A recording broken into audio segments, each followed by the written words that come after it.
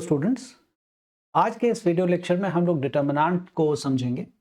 ये समझने की कोशिश करेंगे कि डिटर्मिनेंट और मैट्रिक्स कैसे आपस में कनेक्ट होते हैं और डिटर्मिनेंट का यूज़ हम लोग कैसे करते हैं और कहाँ-कहाँ इसका यूज़ हम लोग और बेहतर तरीके से कर पाते हैं। इसका यूज़ इंजीनियरिंग में, इकोनॉमिक्स में और बहुत सारी जगह पे है। ऑलमोस्ट सभी जगह पे है जहाँ पे भी आप कंप्यूटर साइंस में इसका इस्तेमाल बहुत अच्छा है। करीब-करीब हर जगह आप कह सकते हैं कि डिटर्मिनेंट का यूज़ हम लोग करते हैं।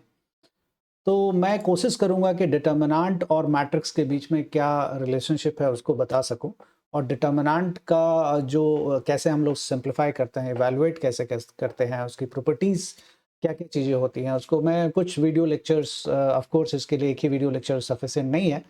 तो आप इस पूरे सीरीज़ को आप अच्छे से देखेंगे तो मेरा विश्वास है कि आप डिटर्मिनेंट को बहुत अच्छे से समझ पाएँगे और मेरी कोशिश रहेगी कि मैं ज़्यादा से ज़्यादा प्रॉब्लम्स को सॉल्व करके आपको दिखा सकूँ। तो चलिए स्टार्ट करते हैं आज का वीडियो डिटर्मिनेंट के प्रॉब्लम से और डिटर्मिनेंट होता क्या है, ये समझते हुए। तो डिटर्मिनेंट को समझने के लिए आपको मैट्रिक्स को समझना बहुत ज़रूरी है। अभी तक आपने जो मैट्रिक्स को पढ़ा है, उसमें आपने पढ़ा है कि मैट्रिक्स का दरअसल में जो यूज़ है, वो बहुत सारे जगहों पे है। उसमें से एक बहुत कॉमन चीज़ है कि सॉल्विंग द लीनियर इक्वेशंस, मतलब लीनियर इक्वेशन को हम कैसे सॉल्व करते हैं, उस जगह पे हम इसका इस्तेमाल बहुत ज़्यादा करते हैं मैट्रिक्स का। तो मैं एक बेसिक सा एग्ज़ाम्पल लेता हूँ। एज़्यूम कर लेता हूँ कि 2x plus 3y equals to let it be 6 और एक दूसरा एग्जांपल ले लेता हूँ x minus 5y equals to 3। ये मैंने एक रैंडम एग्जांपल लिया है लीनियर इक्वेशन का, जो बहुत बेसिक एग्जांपल है। तो हम ये भी देखेंगे कि डिटर्मिनेंट का इस्तेमाल हम linear equation, system of linear equation, इसी को आप लोग बहुत बार फ्रीक्वेंटली अलग-अलग टीचर से या बुक में पढ़ेंगे, सिस्टम ऑफ लीनियर इक्वेशन के नाम से जानेंगे।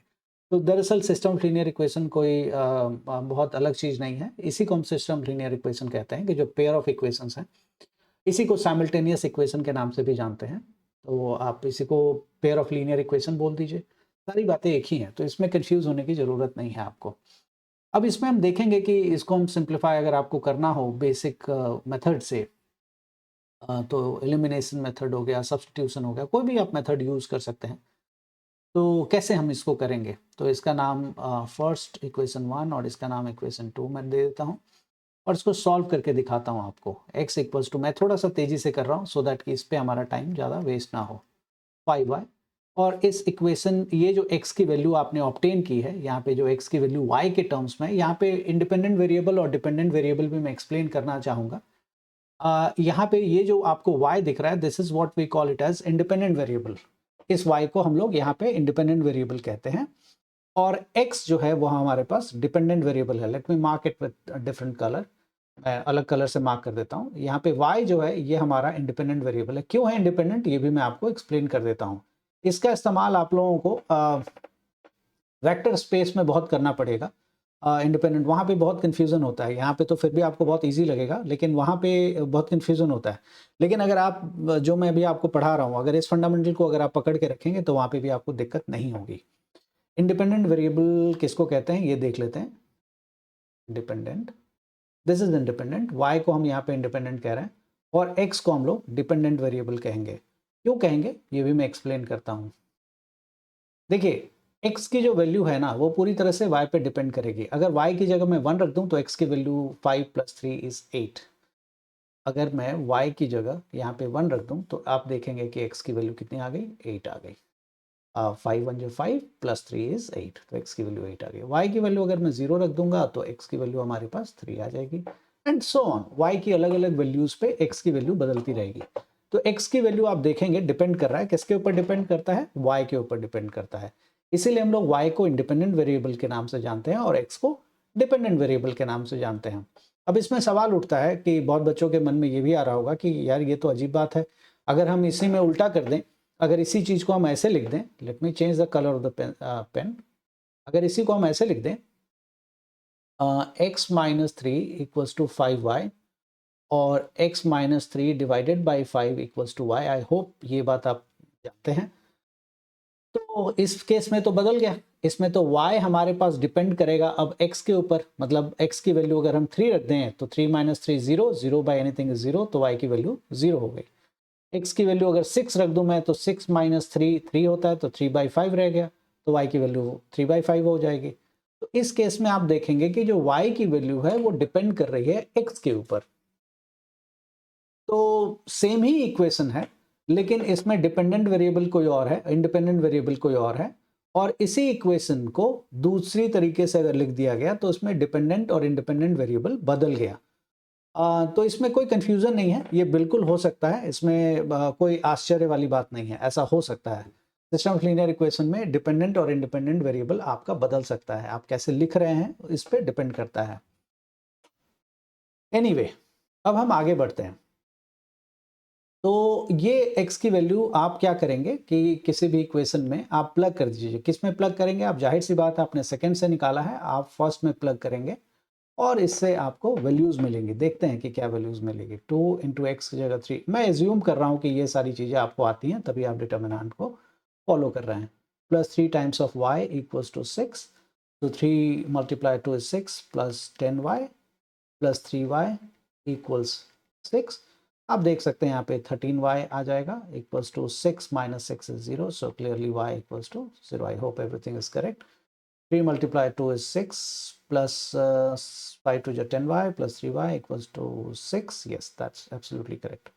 अब मैं इस y की वैल्यू को यहाँ पे रख देता हूँ, we can get the value of x.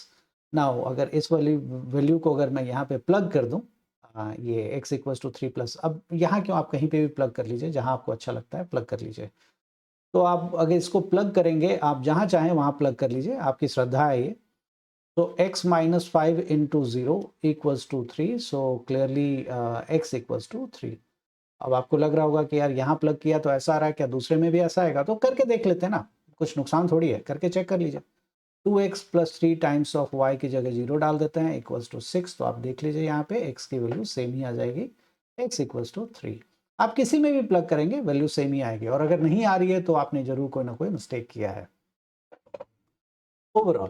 तो आपने देखा यहाँ पे कि x की वैल्यू 3 और y की वैल्यू 0 आ गई।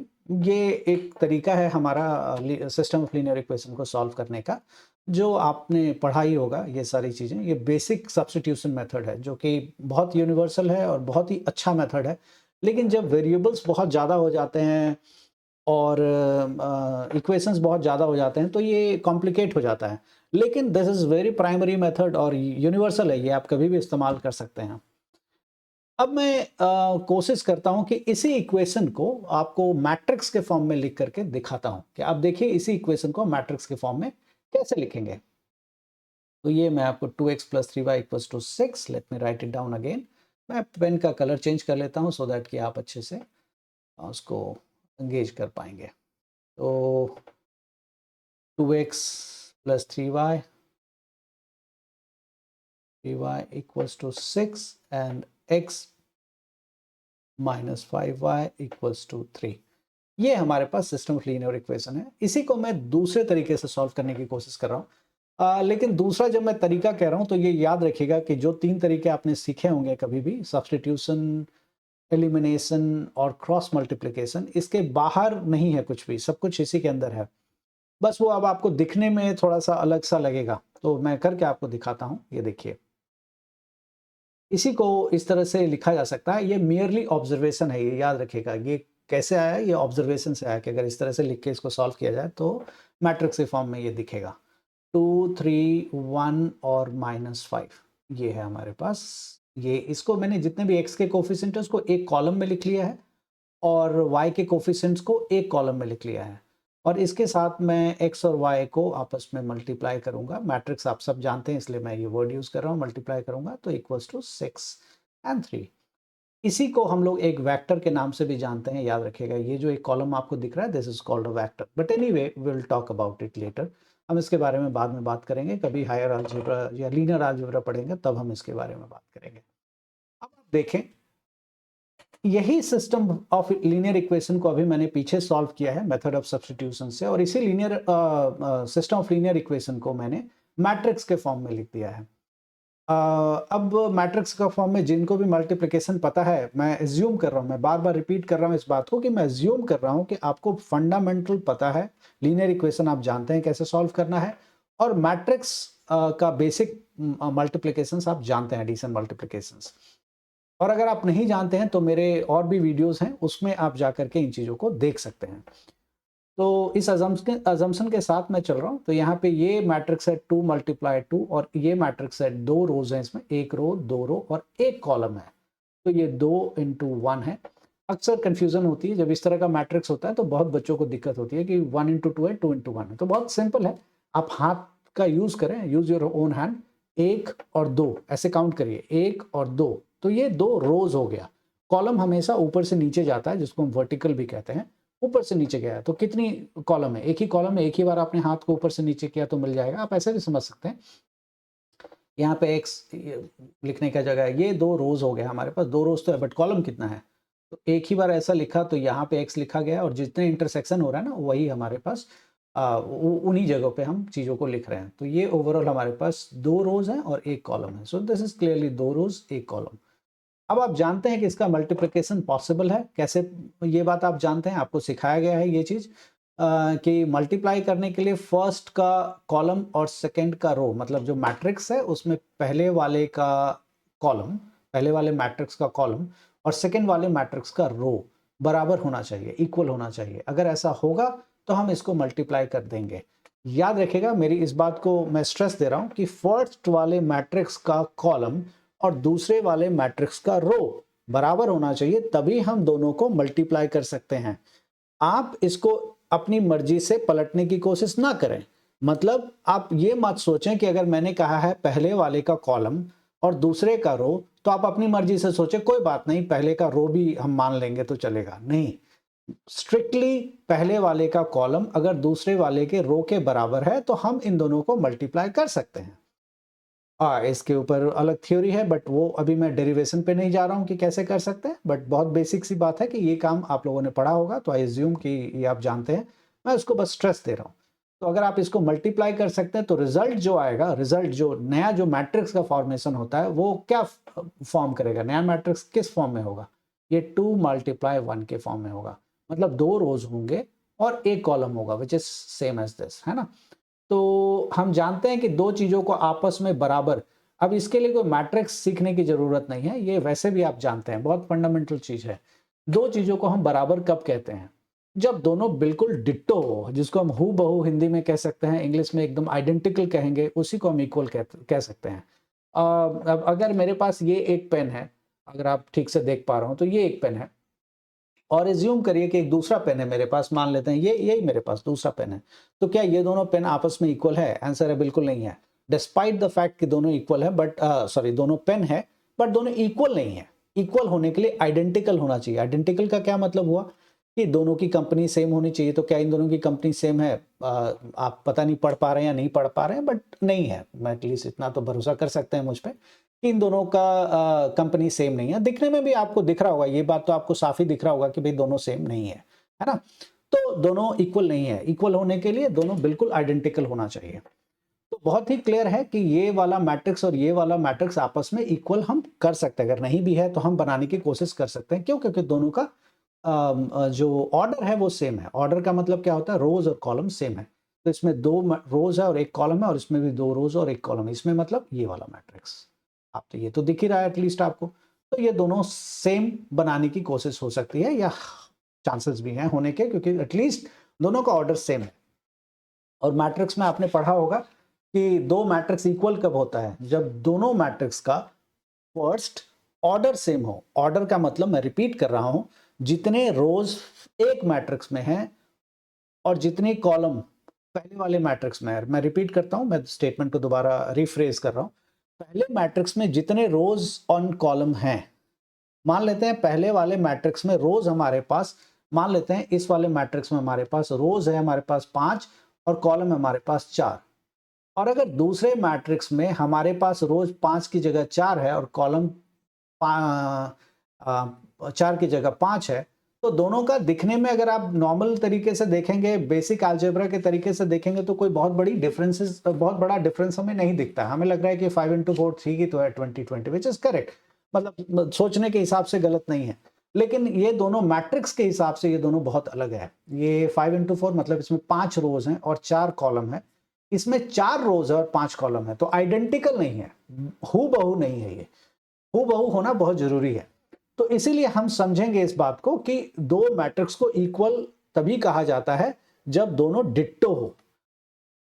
तो चलिए, इक्वालिटी ऑफ मैट्रिक्स की भी बात मैंने कर ली, तो अब हम यहाँ पे दोनों को इक्वल मान करके आगे सम को बना सकते हैं।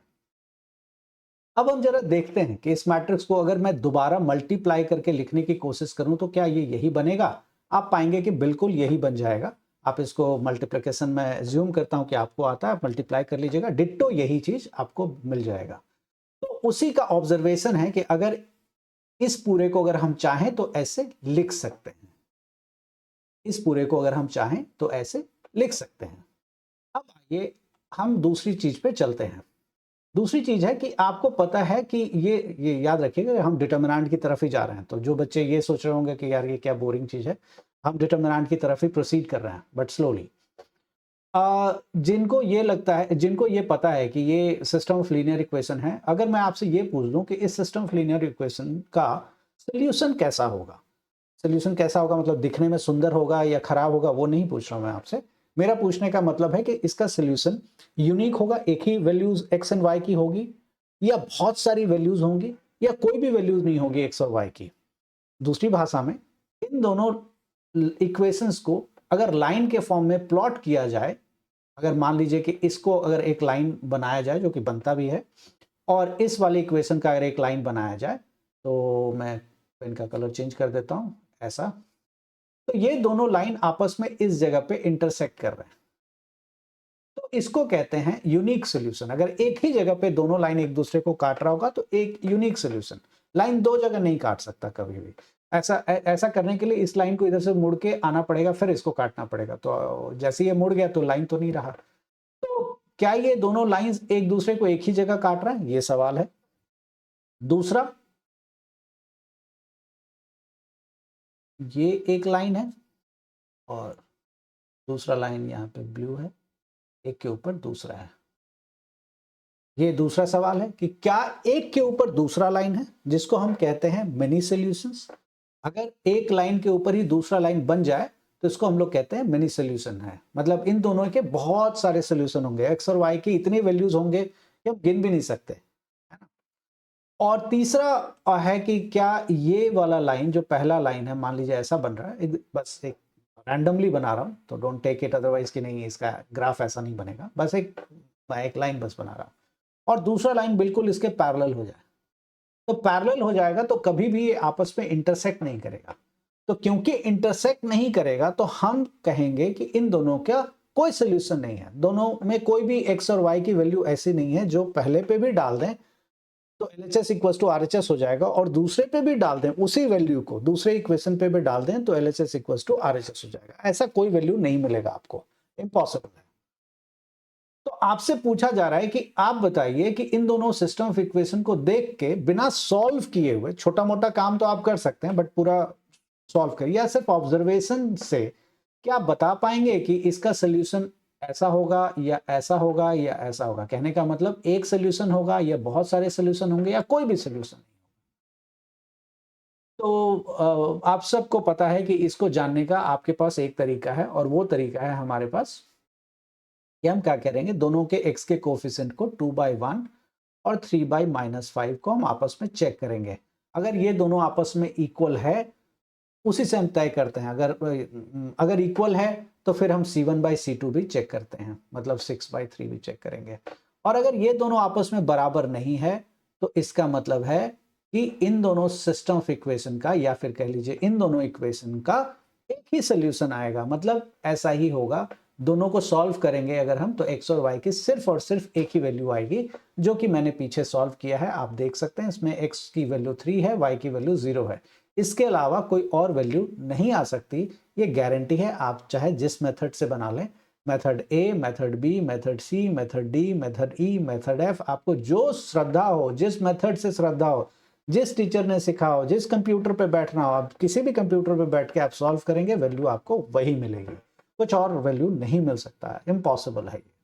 और मिलेगा तो जरूर मुझे आप लिख करके भेजिएगा, मुझे अच्छा लगेगा कि मैं आपकी बात को देख पाऊँ और आपको समझा पाऊँ कि गलती मुझसे हुई है या आपसे हुई है, बट सोल्यूशन एक ही होगा। अब मैं कहीं गलती कर दूं कैलकुलेशन में, वो अलग बात है, आप कहीं गलती कर दे कैलकुलेशन में, वो अलग बात है, बट एक्स और वाई की एक से ज्यादा वैल्यूज नहीं आएगी, ये क्लियर रखिए।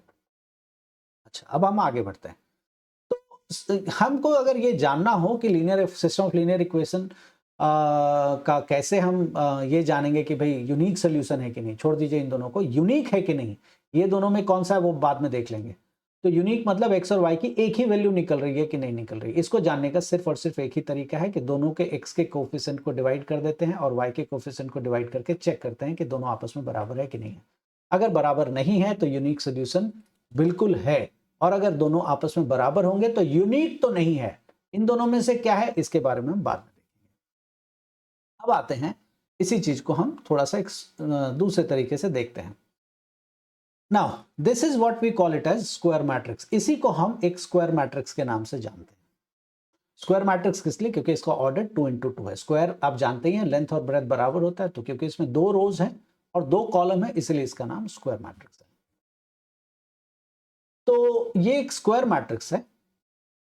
अब स्क्वायर मैट्रिक्स जो हमारे पास है, आपने देखा कि कैसे सिस्टम ऑफ लीनियर इक्वेशन को, मतलब कैसे हमने इस इक्वेशन को 2x + 3y = 6 और x - 5y = 3, उसको हमने मैट्रिक्स के फॉर्म में कैसे लिख दिया। ये आपने देखा कि इसको अगर हम चाहेंगे तो ऐसा लिख सकते हैं। अच्छा, ऐसा लिख सकते हैं। वापस अगर हम इसको, अगर आपको वेरीफाई करना हो तो वापस मैंने आपको कहा, मैं अज्यूम करके चल रहा हूं कि आपको मल्टीप्लिकेशन आता है, इसको अगर आप मल्टीप्लाई करेंगे तो आपको वापस यही मिल जाएगा। इससे पता लगता है कि अगर हम इसको चाहें तो ऐसा लिख सकते हैं। चलिए, अब इसको ऐसा लिख सकते हैं। अब इसकी सोल्यूशन अगर मुझे निकालनी हो तो कैसे निकालेंगे? अब यहीं पे आ जाती है बात डिटर्मिनेंट की। डिटर्मिनेंट, अब आते हैं हम लोग डिटर्मिनेंट की। एक वर्ड यूज होता है डिटर्मिनेंट। अभी रैंडमली तो अभी मैंने वर्ड यूज कर दिया है, लेकिन घबराइए मत, इसका इस्तेमाल मैं अभी नहीं करूंगा। अब समझते हैं कि आखिर डिटर्मिनेंट क्या होता है। तो डिटर्मिनेंट को समझने के लिए मैं एक स्टेटमेंट लिखता हूं, लेकिन वो जो स्टेटमेंट होगा एक्चुअली में वो डेफिनेशन है। लेकिन मैं आपको डायरेक्टली, मैं एक्सपेक्ट नहीं करता हूं कि आप डायरेक्टली डेफिनेशन समझ लीजिए ना, मैं चाहता हूं कि आप डायरेक्टली डेफिनेशन समझिए। मैं चाहता हूं कि आप पहले एग्जांपल से मैं उसको लीड करूंगा, आप समझिएगा, फिर मैं डेफिनेशन के वर्ड टू वर्ड पे जाऊंगा और आपको एक्सप्लेन करूंगा कि देखिए इस तरह से ये डेफिनेशन इस एग्जाम्पल से कनेक्ट होता है और आप इसको ऐसे समझते हैं। तो मैं आपको डेफिनेशन लिख करके दिखाता हूं। चलिए देखिए, डेफिनेशन है, इफ, चेंज कर लेता हूं colour, if M is the set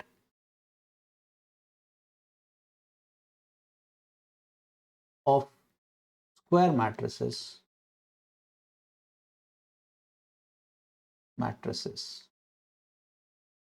small के, चलिए कैपिटल के रख देते हैं, कैपिटल के, ये कैपिटल के है, is the set of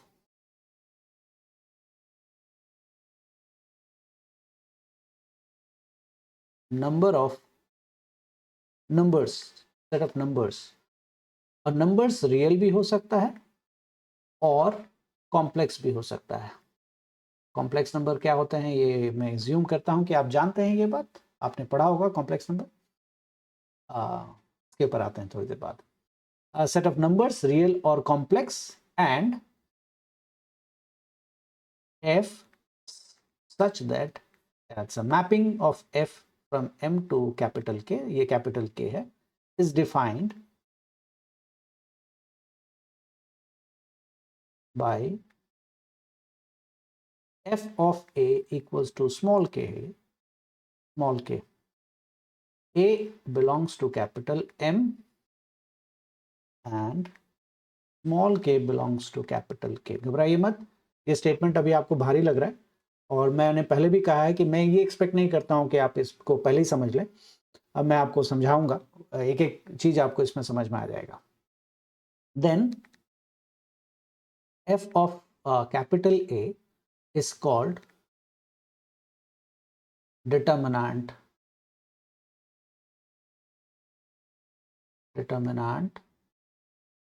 of capital A and represented by writing det of capital A, determinant of capital A, you can write it as this, triangle के फॉर्म में बना के आप यहाँ पे कैपिटल ए लिख सकते हैं, इसके अंदर कैपिटल ए लिख सकते हैं, मत भी लिखिएगा तो भी चलेगा, सिंपली आप ऐसे लिख देंगे तो भी मान लिया जाएगा कि ये डिटर्मिनेंट है।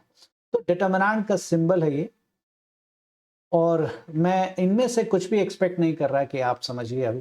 अगर आप समझ रहे हैं तो बहुत अच्छी बात है, लेकिन अगर आप नहीं भी समझ रहे हैं तो घबराने की बात नहीं है, मैं अभी आपको एक्सप्लेन करता हूँ ये चीज़। अब मैं इसको समझाने के लिए कुछ एग्जाम्पल लेता हूँ और फिर मैं आपको समझाता हूँ कि कैसे ये काम कर रहा है। फिर मैं दोबारा इसके ऊपर आऊँगा, इस स्लाइड के ऊपर, सॉरी इस स्टेटमेंट के ऊपर। तो चलिए देखते हैं हम लोग इसको। इसमें बोला गया है आपको कि दरअसल आप इसको ऐसे समझें, एक मशीन है हमारे पास, ठीक है, एक मशीन है, अच्छा समझ में आएगा आपको। एक मशीन है हमारे पास और इस मशीन का डोमेन, डोमेन बहुत भारी शब्द है ये। डोमेन का मतलब आप आसान भाषा में समझें, इस मशीन का इनपुट क्या होगा। जैसे मैं इसको भी तोड़ देता हूँ, इस चीज को भी मैं एक्सप्लेन करता हूँ कि क्या मतलब हुआ मेरा डोमेन का।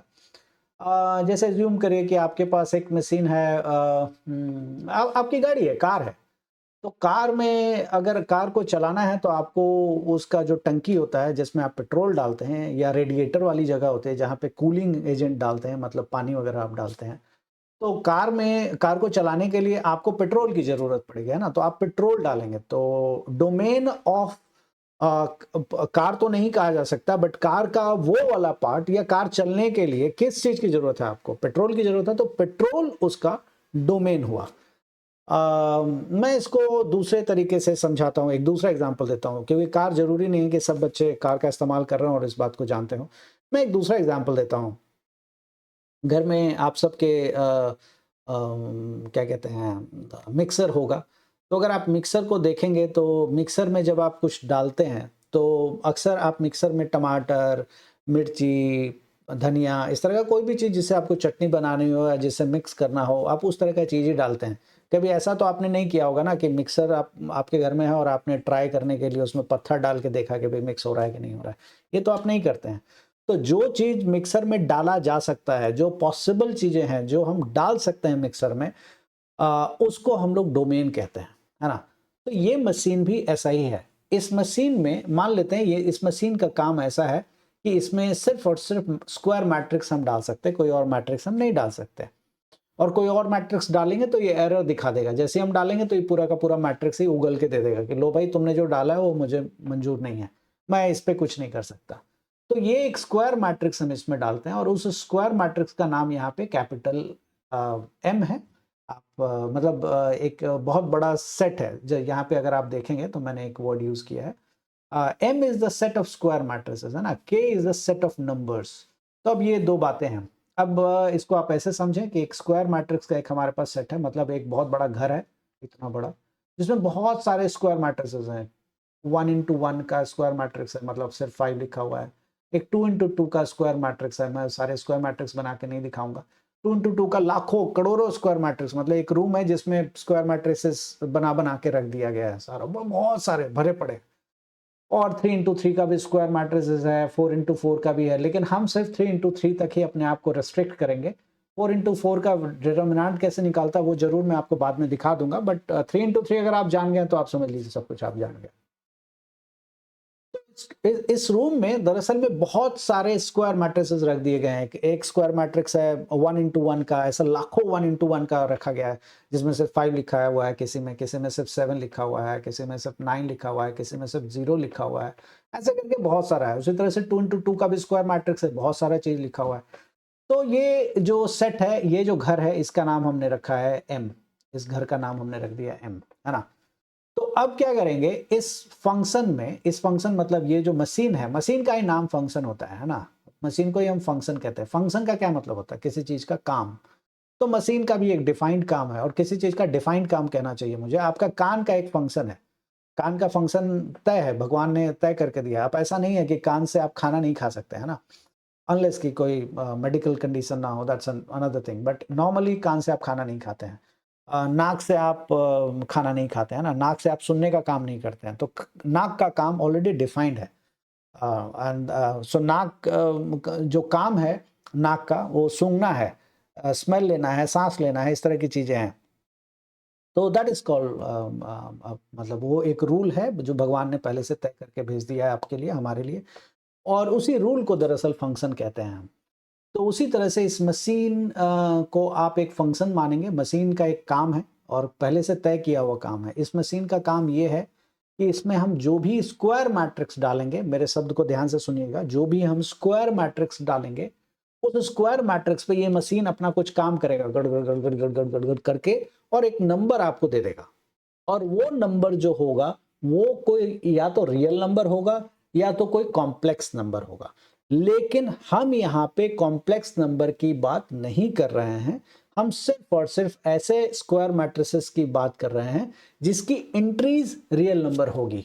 मतलब जो सिर्फ और सिर्फ रियल नंबर को लेगा, है ना। इस मशीन में सिर्फ हम ऐसे स्क्वायर मैट्रिसेस डाल सकते हैं जिसका जो सिर्फ रियल जिसकी एंट्रीज रियल नंबर होगी। मतलब स्क्वायर मैट्रिक्स है जिसके अंदर डेटा, मतलब जो लिखा गया वो सारे रियल नंबर्स हैं, कोई कॉम्प्लेक्स नंबर, आयोटा वाला नंबर नहीं है। तो ऐसे नंबर ही इसके अंदर लिए जा सकते हैं, स्क्वायर मैट्रिसेस ही लिए जा सकते हैं, और जो बाहर निकलेगा वो भी सिर्फ और सिर्फ वही स्क्वायर मैट्रिक्स, सॉरी, वही नंबर निकलेगा जो सिर्फ रियल होगा, कॉम्प्लेक्स नहीं निकलेगा। तो हम जो पढ़ रहे हैं वो सिर्फ और सिर्फ ऐसे मैट्रिसेस के लिए पढ़ रहे हैं जो कि रियल एंट्रीज रखता हो अपने अंदर। मतलब मैट्रिसेस के अंदर जो चीज लिखी हुई है, जो डेटा लिखा हुआ, जो एंट्रीज है, वो सारे के सारे रियल हैं, और जो रिजल्ट आ रहा है, जो नंबर आ रहा है, वो भी सारे के सारे रियल हैं। तो हम यहाँ कॉम्प्लेक्स की बात नहीं कर रहे हैं। तो डेफिनेशन तो ठीक है, जरूर मैंने लिखा है, लेकिन उसकी बात हमें नहीं करनी है यहाँ पे। तो आप यहाँ पे कोई भी स्क्वायर मैट्रिक्स डाल दीजिए, कोई भी, आपकी श्रद्धा है, आपको जो स्क्वायर मैट्रिक्स समझ में आता है आप डालिए। ये मशीन उस पर काम करेगा, अंदर जाएगा, जब मशीन के अंदर जब जाएगा तो मशीन जाहिर सी बात है उस पर cut cut cut cut cut cut cut cut अपना चलाएगा, कुछ करके अपना कैलकुलेट करके आपको एक नंबर दे देगा। और जब मशीन एफ अपना काम कर लेगा तो इसके अंदर से जब निकलेगा, तो मशीन ने किसके ऊपर काम किया है, मान लेते हैं एक हमारे पास एक स्क्वायर मैट्रिक्स है ए, कैपिटल ए, और ये कैपिटल ए कहाँ से आया है, ये कैपिटल ए इसी वाले घर से आपने उठाया है। इस वाले घर में बहुत सारे स्क्वायर मैट्रिसेस हैं, और इसी घर से आपने एक मैट्रिक्स उठा लिया, उस मैट्रिक्स का नाम कैपिटल ए है। अब बहुत बच्चों के मन में सवाल होगा कि वो कौन सा मैट्रिक्स उठाया है, तो मेरा जवाब है, आपको जो अच्छा लग रहा हो, जो आपको सुंदर लग रहा हो, जिससे आपका सबसे ज्यादा बनता हो, जिस पूजा करने के बाद जिस मैट्रिक्स के ऊपर आपका फिंगर सबसे पहले चला जाता हो, आप उसी को उठा लीजिए, कोई दिक्कत नहीं है। आप उसको उठाएंगे, उसको जब इसके अंदर मैट्रिक्स के अंदर इसके अंदर डालेंगे, इनपुट में डालेंगे इसके, तो मशीन अपना काम करेगा। और मशीन अपना काम करने के बाद, ये मशीन है, मशीन का नाम एफ है, और मशीन अपना काम करेगा, किसके ऊपर काम करेगा, ए के ऊपर, तो इसी को कहेंगे फंक्शन ऑन एक्स या function of x, function of a. और काम करके एक यहाँ पे आपको वैल्यू दे देगा, और वो वैल्यू क्या होगा, वो वैल्यू होगा, मान लेते हैं स्मॉल के। तो आखिर ये स्मॉल के कहाँ से आया, ये मतलब कैसे आया है, ये आप इसको ऐसे समझिए, ये एफ ऑफ ए का जूस निकाल करके इसने आपको दे दिया के। आप ऐसे समझेंगे तो ज्यादा अच्छा से समझ में आएगा के। और ये के क्या है, कोई एक रियल नंबर है, कोई भी एक रियल नंबर है, कोई भी रियल नंबर हो सकता है, ये अभी हम तय नहीं करेंगे, कोई भी रियल नंबर हो सकता है, बट रियल नंबर है ये। तो ये जो रियल नंबर के है, इसी को आप डिटर्मिनेंट ऑफ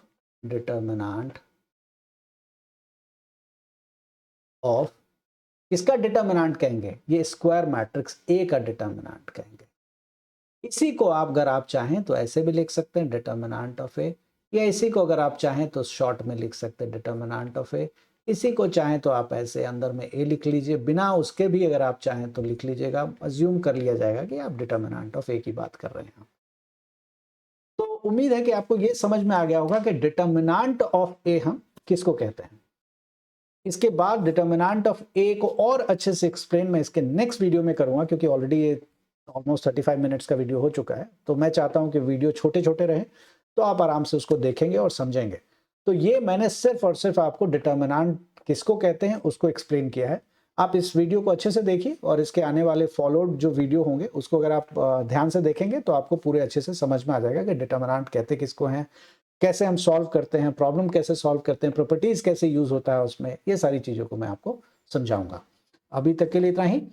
मैं एक्सपेक्ट करता हूं कि इन वीडियोस को आप देख करके जो भी आपके डाउट्स होते हैं वो क्लियर हो जाएंगे, और अगर कुछ क्लियर नहीं होता है तो मुझे ज़रूर आप फीडबैक में लिखें।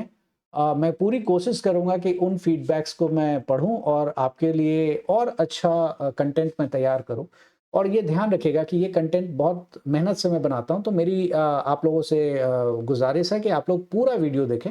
इससे आपको समझ में आएगा, और कोशिश करें कि जिन बच्चों को प्रॉब्लम है समझने में, या उनको दिक्कत है ट्यूशन जाने में या कहीं और जाने में, तो आप उनसे ये वीडियो ज़रूर शेयर करें।